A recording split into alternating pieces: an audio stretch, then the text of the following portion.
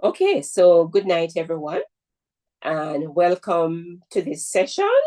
And we're going to be looking at the main contents of a procedure tonight. But before we go into our session, I just want to do a quick icebreaker so that we can feel comfortable in the session and, we'll be able to be not so pent up. So I'm going to ask my two trainees just to introduce themselves, and I'm going to ask you to use the first letter of your first name, your Christian name, to introduce yourself.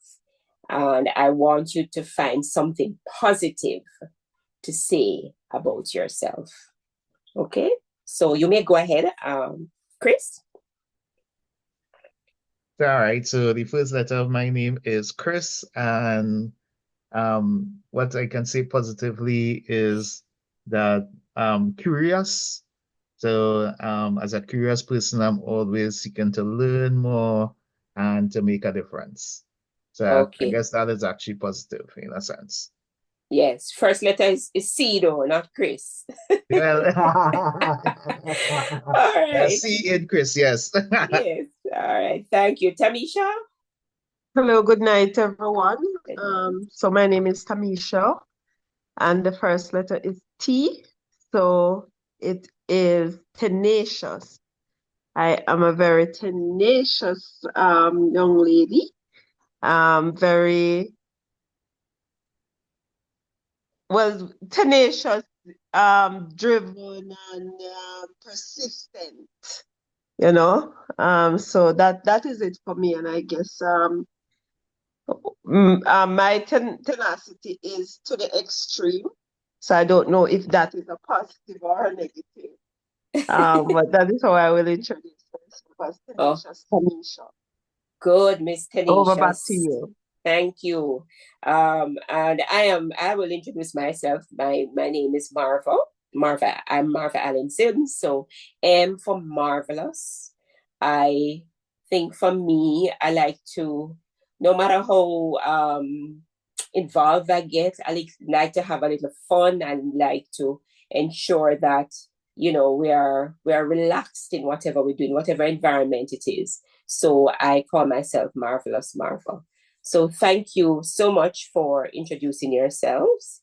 And we're going to go right. So with the curious and the tenacious, we're going to go right into our session, which is dealing with the main contents of a procedure. Every day that we deal with procedures.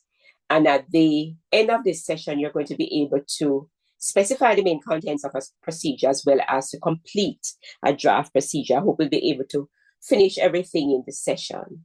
Okay? So, when we talk about procedures, we are talking about procedures.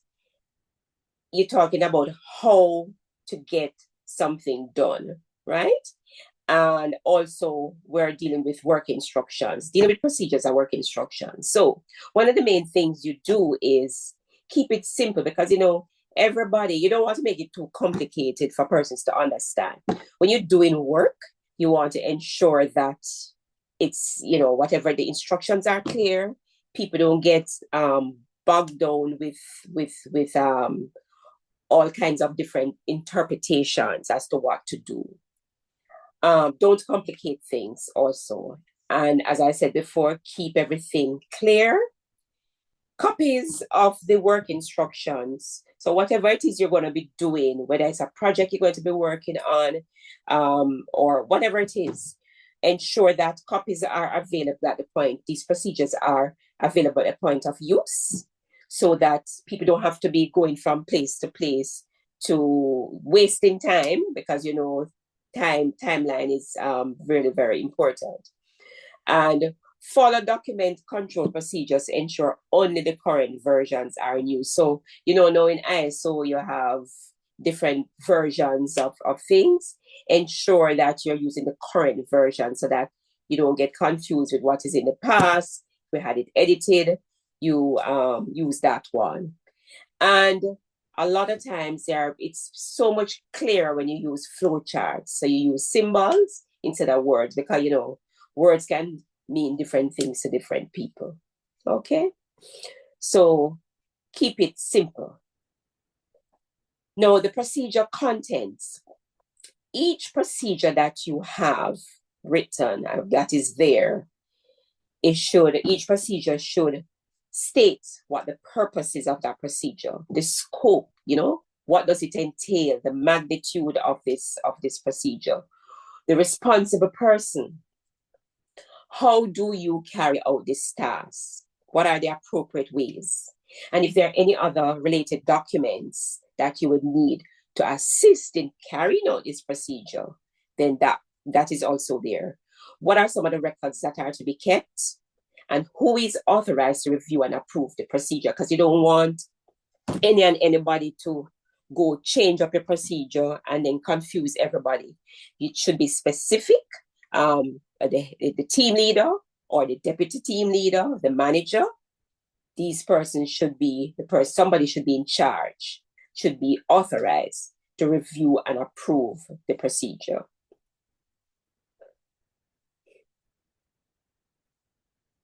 Okay, we're going on to the next slide.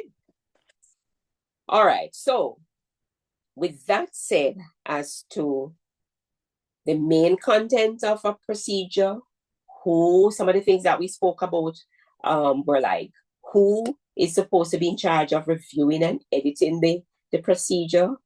What is the main content of the procedure? I am going to give you an exercise. But first of all, let me ask you, was it clear? Do you have any questions? Because we're going to do the exercise now, just to see if you grasp what it is that I was trying to explain.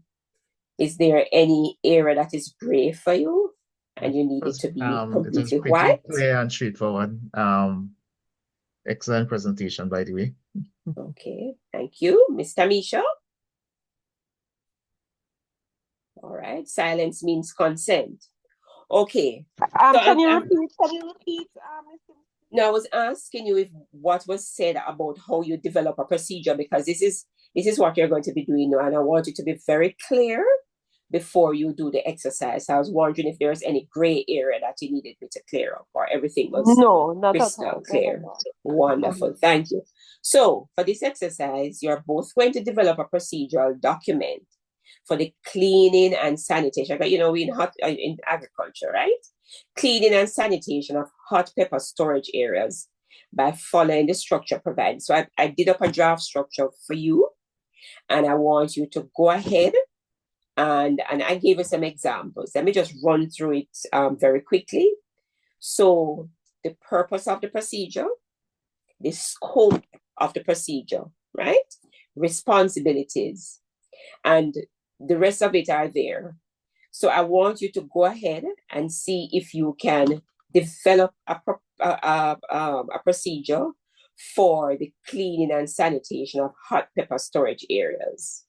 Okay, so I'm going to give you 2 minutes and see if you can at least start it. All right. So if you don't complete it, I'll give it to you as further work to be done. Okay. So 2 minutes starting now. Is that enough?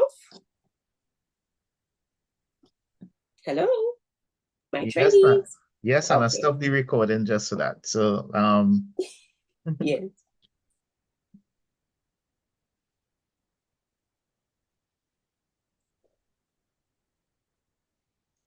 So I'm actually writing something? yeah. Okay. All right.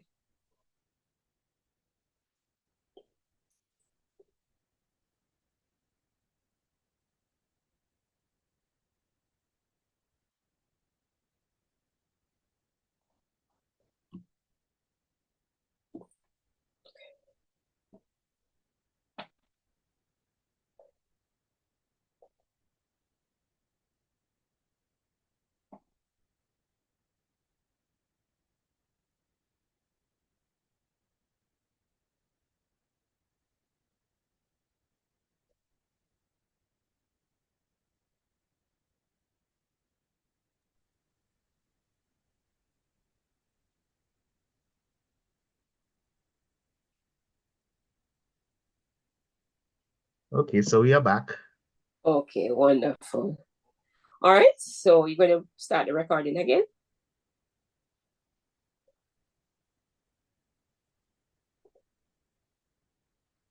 Yeah, we should be recording all now.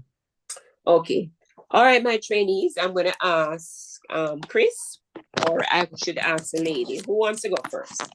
No, well, we do it together. So Oh, okay, fine. there's a All group right, so who's going exercise. to be doing the presentation? Chris is nominated to be the scribe. Chris, over to you. Well, Okay. actually, we use the example that you actually provided in terms of the cleaning and sanitation. Yes.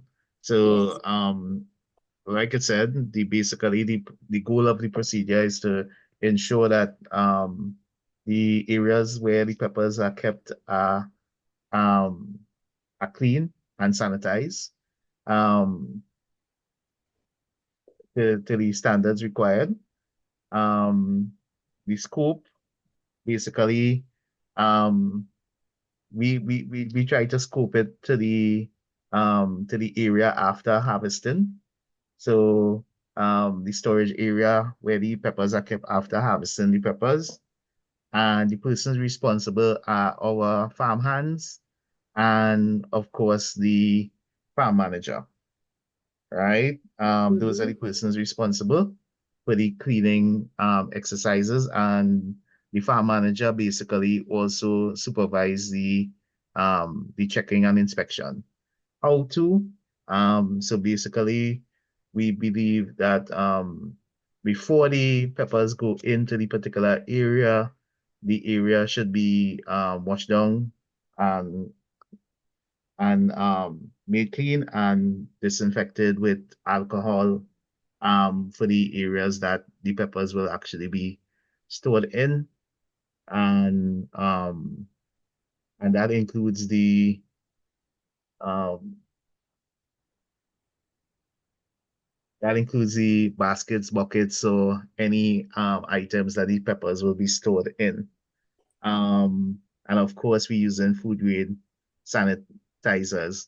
The related documents for our procedure relates to um, the yes, the cleaning records, our cleaning and sanitation manual, and any standards related to produce safety and rules. And the records, several records will be kept. From what we identify, all of the records that you have on your slide will be kept. The cleaning log, the sanitation log, will be kept for the purposes of any sort of verification of this procedure being done.